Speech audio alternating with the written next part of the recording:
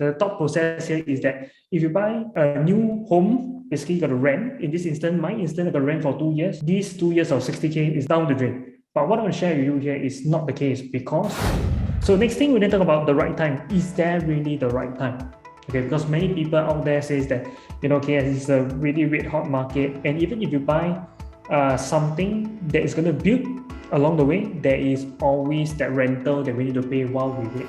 So I'm going to show you in the next slide, in the instance of debunking a myth where many people talk about, not me, they prefer to say that, I want to buy something that can transit right away where I don't need to pay rental. Rental is money down the drain. Okay, so I'm going to share with you, is it really true? So in this next time, debunking the myth, rental is throwing money away. So we are using the matrix of scenario A, buying something that's for immediate occupation from the resale market versus buying something that is from the new homes market and still need to wait for maybe 2 to 3 years before you can move in. And basically you are throwing rental money away. All right. So this trend, throwing rental money away, is it a true so-called fact that we see? So over here itself, in the next screen, I just want to bring you to recap a bit. This is me basically and my wife. We exited Coco Palms. That's a project that we buy, and it's one of the top gains from year 2014 to year 2018. And basically, the highest growth was about 32.7%, and this is for a very big unit. All right. So the rest were going about 25%. That's the average. I exited in December last year in year 2021 at 30% gain. Okay. So over here, we talk about the surrounding properties to give you some metric. So if I were to buy surrounding properties, okay, instead of Coco Palm, what am I comparing by? I'm comparing by Risk Grandeur, Livia, Envy, Palette, and Dines. And Risk Grandeur would probably be the cheapest out of these because it was the earliest launch. Okay. So we then talk about what is their entry price back then when they first launched. For Risk Grandeur, it's about $450 per square foot, Livia at $650, Envy at $745. The Palette at $850 per square foot, Dines at $885, and Coco Palm at $1,000, which is the most expensive in year 2014. So it's very natural that people say that why go and buy Coco Palm when you can buy maybe the rest, right? So how does it look like in 2014? So this is the 2014 prices. All right. So 2014 Risk Grandeur was about $900 per square foot, which is $100 PSF cheaper than Coco Palm, and you can move in right away. Okay, but what's so important here is that many people do not measure the margin of safety. So over here, what is your margin of safety? And again, I just want to share with you what I mean by margin of safety. You got to buy Risk Grandeur. My margin of safety is deficit $450 because the first group of buyers already bought in at $450. That means if any market downturn were to happen, even though I buy at $900, they have the power to sell at $800, whereas I don't have the power to do it. All right, and that's very important because whenever things like that happen, we can't control, and that will be the next bank valuation determined by the bank itself. All right, so again, margin of safety is very important. We want to make sure that we are not too far off from the initial lowest price point. Next thing, we then talk about the 2022 prices. Right now, this is the different price tag that we're looking at, and Risk Grandeur is about $1,038. If you look at the rest of the development at Livia, MD, Palette, and Dines, they are not much that high anyway. The highest at Coco Palm. So in this instance, this is the annualized growth year on year. Risk Grandeur at 0.9, Livia at 0.5, MD at 0.1, the Palette at 1%, and Dines at 1.7, and Coco Palm at 3.3%. And if you look at my home, which is over here, I just want to share with you how does it look like in real numbers here. So you can then see whether throwing money down the drain by way of rental doesn't make sense, or is it true? So this is Risk Grandeur, launched in year 2004. Earliest move-in date is year 2014. If I were to make the action in 2014, because I'm just using 2014 as a marker of me making the action either to buy Coco Palms where I gotta wait 4 years, or if not, Risk Grandeur I'm gonna move in right away. So rental will be 0. And if I were to use the same square footage as 904 square foot as the illustration to give everything else or else equal, per square foot at $900 per square foot will give me $813,600. Okay, and then it's 2021 price with that capital gain, all right, over the period of 2014 till now at 0.9% per annum. We will then see 932,000 today. So when we talk about Coco Palm, 2014 launch, 2018 the earliest date to move in. I rented for 2 years from 2016 to 2018. So when I bought Coco Palms was November 2014, right? So it's 30,000 per year because 2,500 a month will work out to be 30,000 a year, and I rented for 2 years.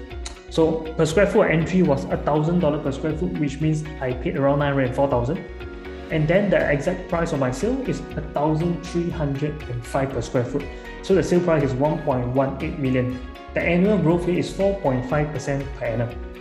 So we look at the total cap gain over that spent of 6.5 years or so. For risk grandeur, we'll be getting about 14.7%. For Coco Palm, we'll be getting about 30.5%, which is double the amount. So again, we talk about the mindset. The capital gain in year 2021, it would exit this in the both at the same period of time. So 119,328 versus 276,000 using the sale price minus buying price. All right. But if you were to consider the new homes that I'm buying, which is Coco Palm, I need to consider 60,000 in the renter and probably $5,000 for moving in and out. So basically, I need to move one more time, right? So I just put $5,000 as a rough bulk figure. So in this instance, if I were to choose the resale, even though it's cheaper, all right, the capital gain is 119,000.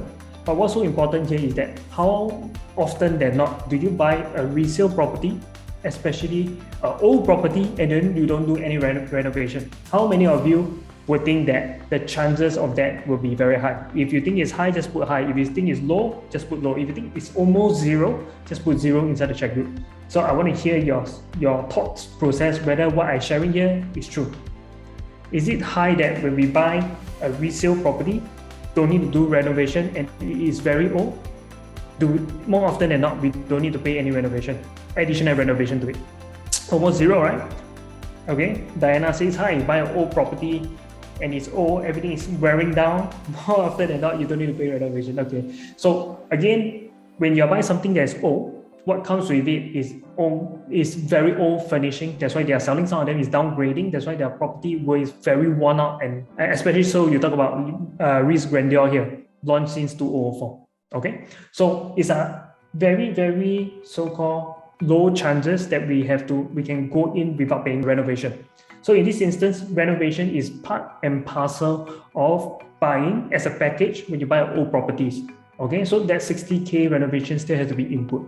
All right.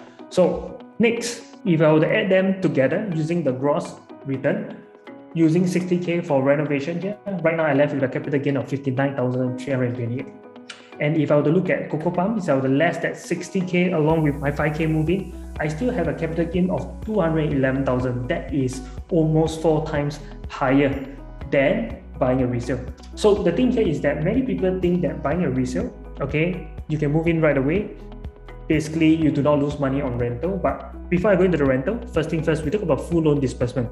When you buy a resale property, your loan is basically dispersing at the max 75%. All right, so you are incurring interest at that amount. Next thing, we then talk about property tax, which is very real because recently there's an increase in property tax in the budget 2022. Then next thing, we then talk about increase in conservancy charges because when you buy an old property, more often than not, the maintenance will rise accordingly because they will need to upkeep a very old building. And next thing, renovation, which is what I mentioned. So the psyche here, the thought process here is that if you buy a new home, basically you got to rent. In this instance, my instance, I got to rent for 2 years. These 2 years of 60K is down the drain. But what I want to share with you here is not the case because given the instance of that 60K, I actually did this mindset called delay gratification. So what I did is I purchased something which is having a higher growth potential by paying 60K for rental, and then while I exit, I managed to see 4-folds the return. But imagine if I practice this thing called immediate gratification. That means when I buy, I want to move in right away, I want to utilize it right away. I will probably pay, like I mentioned, that 60K for renovation. And even though I make a capital gain, so to speak, of 119,000 over here, after less of that 60K, which could have been used for rental if you buy a new build, you actually only make $59,328 as your gross capital gain. So in this instance, I think it's very important to note that today, when you practice delayed gratification, when you buy something that's new build, a lot of people say that then don't need to renovate the new launch. So to share, new build homes, most of the stuff are already fitted. So like the bathroom, the kitchen cabinets, the air cons, the flooring, the sanitary fittings, all you gotta do is probably fit lights, curtains, and probably your furniture. That's about it, which at the end of the day, you still need to pay on top of your renovation anyway. All right, so we're gonna go to the next so-called slide over here where we talk about a cheat sheet. Okay, ECs have a special exception for shelf life count, which you learned just now. Okay, so in this instance, we talk about the 15-year shelf life starts counting from the date of MOP, because again, when I talk about the shelf life count, is from the date of massive sub-sale or resale.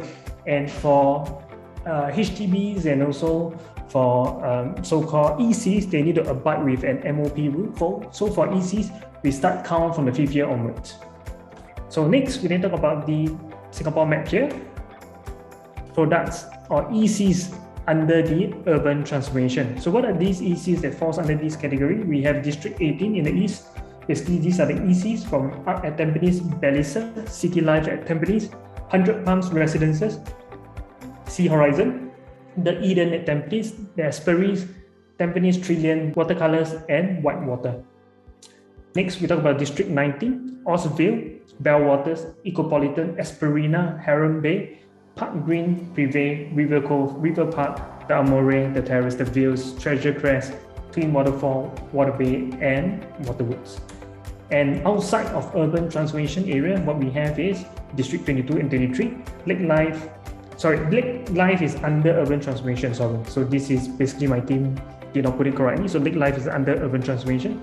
Not under is Westwood, Blossom, Inns, Soul Acres, The Dew, Pintes, the Rainforest, and Wonderville. All right. So with this instance, we then compare these three developments that I want to point out. One under the urban transformation called the Privé. The other two, one called La Casa in Woodlands area. The other one called Chesterville, which is in Bukit Panjang area. All right. So how do they perform from time to time? So we talked about the cheat code just now, how we're going to apply it and their performances. So over here, we see that this is Privé. When it hit its 5 years MOP mark, we see prices continue to climb because it's under the urban transformation demographic. All right. So it's from 17th of July 2020. That is where we hit the 5 years MOP mark. It TOP in 17th of July 2030. So there's 11 years of shelf life left since 2018, and it's within the urban transformation demographic. So next, we then talk about that development that's in the Woodlands area, where TOP is in 2008, its 5 years MOP mark is in 22nd of February 2030. So you can see that the price actually after the MOP mark dropped drastically, and right now probably just going back to the break-even point. All right. So 6 years left in the shelf life outside urban transformation area. So if you are under this category, you own a product like that, it's time to sell. No brainer. All right. But if you earn Privé, then what is it? Which one do you fall under in terms of identity? Yeah, basically what? Holding on to an EC that's within the 15-year shelf life, and if both parties are working, what can you do? You could decouple. All right. So this is just to give you some matrix if you fall under this category and how to apply them. So for Chesterville, what we have is actually TOP in 1998, 5 years MOP is 2004, and then it hits 15-year shelf life in year 2019. So you can see that the 15-year shelf life rule is real, and 2019 and 2010, which is its previous high, is probably much the same right now. Okay. But what's so interesting here is that Chesterville continued to go upwards after 2020 to 2022. And if you realize why, it's because there is 7,000 flat near Bukit Panjang area within 5 km that basically MOP that very year in year 2022 and 2021 and 2022. So what we have is actually from Bukit Panjang in Fajar area, in Choa Chu Kang area, from Kiat Hong all the way to Sunshine Gardens area. All right, so 7,000 BTOs basically attain MOP in year 2021, and that's why Chesterville actually continued to climb. Again, transaction volume equals capital appreciation for products under above the 15-year shelf life. Okay, so over here we learned that this is Privé, basically MOP at $921 per square foot, and then right now in January 2022 this year is about $1095 per square foot. This is their capital gain during this period of time, we see 18.9%. And over here, we talk about annualized gain, it's about 5.5%, very healthy. Next, we then talk about La Casa at 827 PSF when it first MOP. And then in this year, basically it drops to 812 per square foot because it really hit way beyond its threshold. And then next thing we then talk about is capital gain is negative 1.8%. And then we talk about annualized is negative 0.2. Chesterfield itself, 302 because it bought so long ago. And then right now in 2022, we are seeing it at 751 per square foot. In terms of overall capital gain, it's 148.7%. And its annualized is about 8.4%. Amazing. All right. So moving ahead, in terms of transformation, these are the one under urban transformation, and it's so important that we know how to apply these matrices all together. So you thought if this is just a cheat sheet, you're going to move something directly, which is an immediate occupation place like what we've seen here, properties within 15 years from MOP for ECs, all right, that is where you can actually apply the direct transition if you really need to move in the place right away. But of course, the capital gain is not as exponential as what we see if you were to buy something that is a new homes, all right. So again, summary over here, we then talk about that cheat sheet. So instead of buying that ECs, if you have the luxury of time, just like me, to rent for 2 years before going into a new build homes, these are the property you should be looking into. In the eastern side of Singapore, we have Penrose and Pasir Ris. In the northern eastern side, we have Woodleigh Residences. In the southern side of Singapore, we have One Pearl Bank, the Landmark, and the Reef at Kingsdown. In the central side, Central West, we actually have One North Eden, Normanton. And in the western side, we actually have Midwood, Park Clementes, and Clermont. All right, so this is if you have the luxury of time or you have a place to stay while this place takes time to build.